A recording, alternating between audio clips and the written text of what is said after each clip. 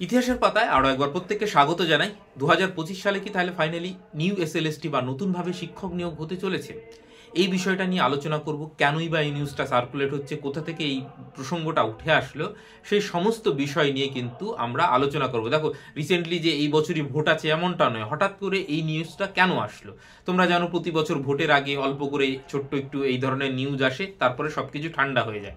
এবং যে first SLST হয়েছিল সেইটা দীর্ঘ যে আইনি প্রক্রিয়ার মধ্যে দিয়ে জর্জরিত হয়ে সেটা কি অবস্থায় তোমরা প্রত্যেকেই জানো।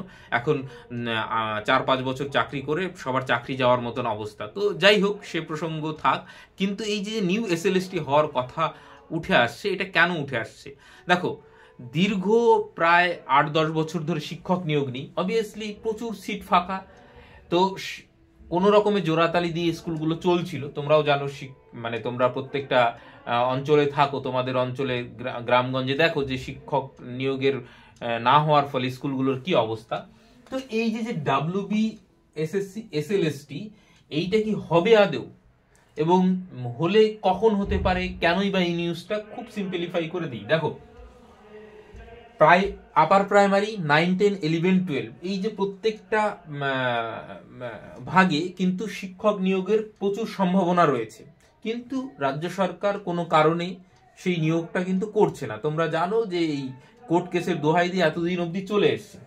হঠাৎ করে এই নিউজটা কোথা থেকে আসলো না, স্কুল শিক্ষা দপ্তর প্রত্যেকটা জেলার যে স্কুল পরিদর্শক এবং হেডমাস্টারদের একটা নির্দিষ্ট ফরম্যাটে কিছু প্রশ্ন জানতে চেয়েছে। প্রশ্নের উত্তর সেটা হচ্ছে স্টুডেন্ট কত ক্লাস ওয়াইজ, এবং টিচারই বা কত, কোন বিভাগে কত টিচার রয়েছে, কত পদ ফাঁকা রয়েছে, এবং এই স্টুডেন্ট টিচার রেশিওটাই বা কত, রেশিওটাও কিন্তু জানতে চেয়েছে। তাহলে এই যে জানতে চাওয়ার ব্যাপারটা, এইটা কিন্তু কখন সাধারণত করা হয়? নিশ্চয়ই কোনো ধরনের প্রয়োজনীয়তা থেকে করা হয়, যে জানতে চাইছে স্কুল শিক্ষা দপ্তর, হয় ট্রান্সফার করবে, না হলে নিয়োগ করবে। তো এই যেহেতু জানতে চাইছে স্কুল শিক্ষা দপ্তর, সেইখান থেকে কিন্তু এই নিউজটা সার্কুলেট হচ্ছে। এবং কি জানতে চাইছে, কাদের কাছে জানতে চাইছে? দেখো, গভর্নমেন্ট স্কুল এবং গভর্নমেন্ট এইডেড স্কুল, অর্থাৎ সরকারি স্কুল এবং সরকারি সাহায্যপ্রাপ্ত স্কুল, দুটো বিভাগের কাছ থেকেই কিন্তু জানতে চেয়েছে যে কোথায় কত স্টুডেন্ট রেশিও, টিচার কতটা রয়েছে, এবং তাদের রেশিওই বা কি, কত পদ ফাঁকা রয়েছে। তোমরা জানো যে পিএসসি হচ্ছে সরকারি স্কুলে শিক্ষক নিয়োগ করে, পিএসসির একটা শর্ট নোটিশ কিন্তু এসেছে, অর্থাৎ পিএসসিতেও কিন্তু প্রচুর সিট ফাঁকা রয়েছে। তোমরা জানো দীর্ঘদিন পিএসসিরও কিন্তু স্কুল টিচার নিয়োগ হয়নি। তো সেক্ষেত্রে এই যে সরকারি স্কুল এবং সরকারি সাহায্যপ্রাপ্ত স্কুল, যেটা সাধারণত এসএসসির মাধ্যমে হয়, সেটাতেও কিন্তু জানতে চাওয়া হয়েছে। অর্থাৎ তাহলে সরকারের নিশ্চয়ই কোথাও না কোথাও চিন্তা ভাবনা চলছে যে এতদিন তো শিক্ষক নিয়োগ হয়নি, প্রায় অ্যাপ্রক্স তোমরা ধরে রাখো 3 লক্ষের ওপরে কিন্তু শিক্ষক নিয়োগের যে পদের ফাঁকা রয়েছে, সেটা কিন্তু আমরা বলতেই পারি, কারণ দীর্ঘদিন ধরে কিন্তু এই শূন্যতাটা রয়েছে। তো সেই জায়গায় দাঁড়িয়ে এই যে রেশিওটা জানতে চেয়েছে, এইটা আরো একটা কারণ, সেটা হচ্ছে এক্সট্রা টিচার কোথাও কোথাও থেকে ট্রান্সফার করা হতে পারে। এবার এক্সট্রা টিচার কি করে হলো, এইবার প্রশ্নটা হচ্ছে এখানে।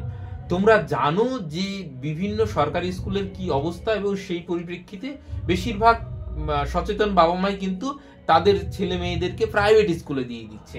অর্থাৎ তাহলে টিচার এক্সট্রা হয়ে যাচ্ছে, সেখানে ছাত্র সংখ্যা কমে যাচ্ছে।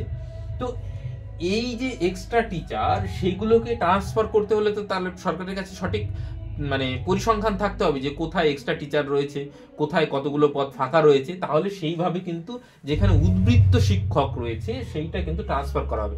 দেখো, উদ্বৃত্ত শিক্ষক এমনি এমনি হয়নি, এইটা কিন্তু এই যে সরকারের যে শিক্ষানীতি, তার ফলে মানুষের মনে যে সরকারি শিক্ষার প্রতি বা সরকারি স্কুলের প্রতি যে বিশ্বাসযোগ্যতা, সেটা কমেছে।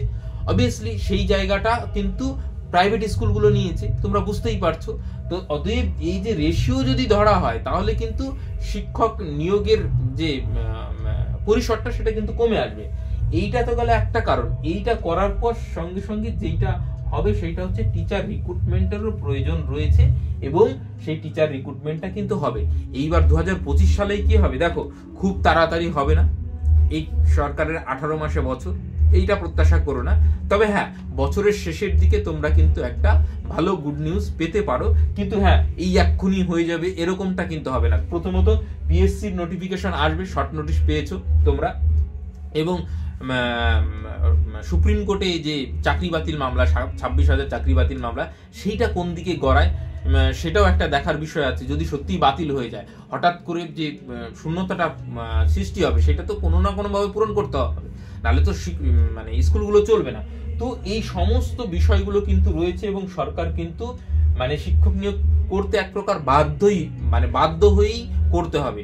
কারণ দেখো, তাহলে কিন্তু স্কুলগুলো পুরোপুরি একদম ক্লাস করে যাবে, এমনিতেই অবস্থা খুব খারাপ।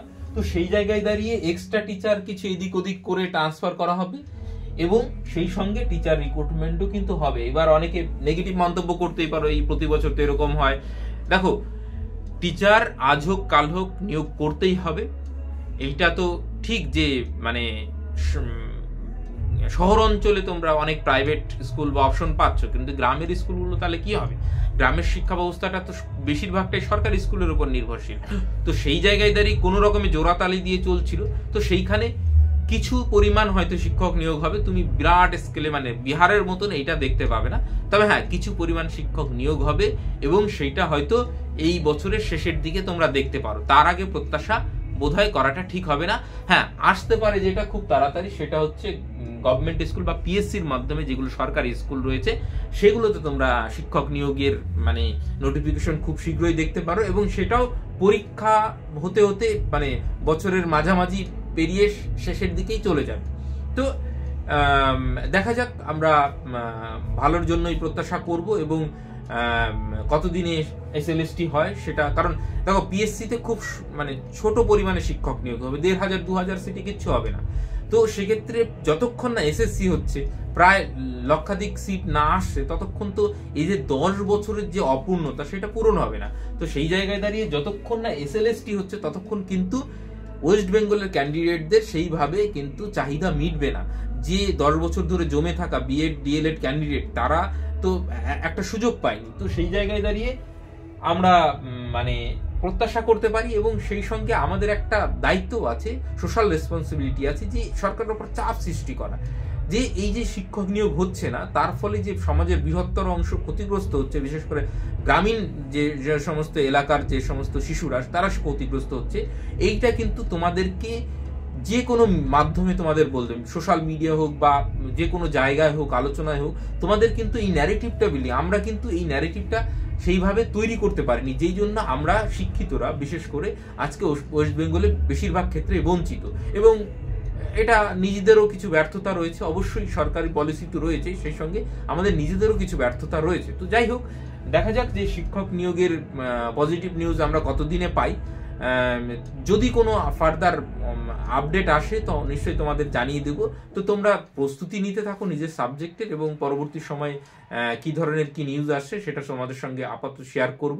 তোমরা চাইলে আমাদের গ্রুপের সঙ্গে যুক্ত হয়ে থাকতে পারো, নিচে কমেন্ট সেকশনে লিঙ্ক দিয়ে দিচ্ছি। আপাতত সকলকে অসংখ্য ধন্যবাদ।